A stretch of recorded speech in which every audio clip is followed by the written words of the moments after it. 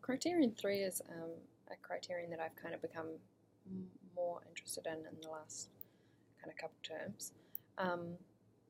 And that it's looking at demonstrating respect for the heritage and languages of cultures of both partners of the Treaty of Waitangi. So at the moment, you'll see on my evidence is that there's a couple of examples where I've used, for example, getting the Year 7s to do their pepeha and me doing the pepeha, my own pepeha for them, or teaching Year 12 and actually Year 10 a poem called Koina Aotearoa, which is basically describing both Papatuanuku and also a Pahurakawa tree and seeing it as a grandmother. And while these are perfectly good examples, I mean, they're relating directly to Māori culture, I think for education to progress and to be making sure that you're showing respect to the heritage and to Māori culture, we can't go about it by just providing tokenism and just doing a Māori author because they're Māori and it ticks a box, which is kind of how a lot of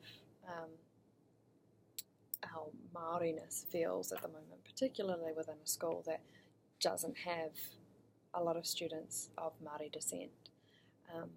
And actually I think it's less about teaching the specifics of Māori culture, but actually more about teaching the ideas or the worldview.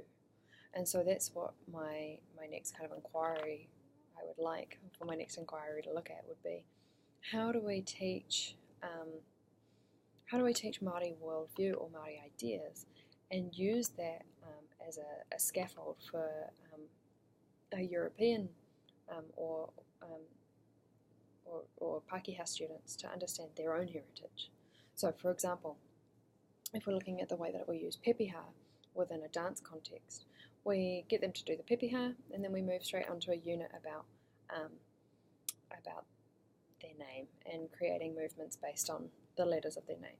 But what would happen if instead of the disconnect between the two, how do we get students to create movement that's authentic and is talking about their culture and where they come from and is representing who they are as a person? So utilising both Māori worldview and the idea of it's important to acknowledge where you've come from or what it is that makes you you, while not making it so contrived and so you have to learn Māori to be able to succeed in this. No, you have to be able to have understanding of where you come from and what would be important when you're introducing yourself to Māori people, or what would be important in a place that acknowledges Māori worldview as something that is equal to our own. And that's something that I always struggled with when I was at school, and even now. I come from, I'm first generation New Zealander and my parents are both English, and I struggle even with just being called Pākehā because I'm not just a white person, a white New Zealander.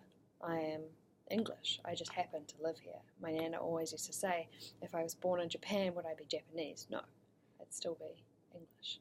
So how do we have this connect with our own culture and show respect to where we come from, while also showing respect to Māori culture and Māori heritage? And I think that is truly what is meant by the treaty, rather than showing respect by just teaching how to do a pepeha or how to do kapahaka, or teaching a Māori author like that.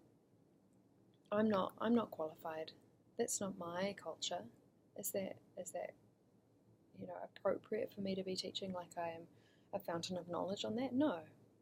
I think I can teach my understanding of it as a Pākehā person or an English person, and I think that is the difference, and I think that is where I would like to focus my teaching more on how do we use worldview to shape our teaching and our understanding of biculturalism.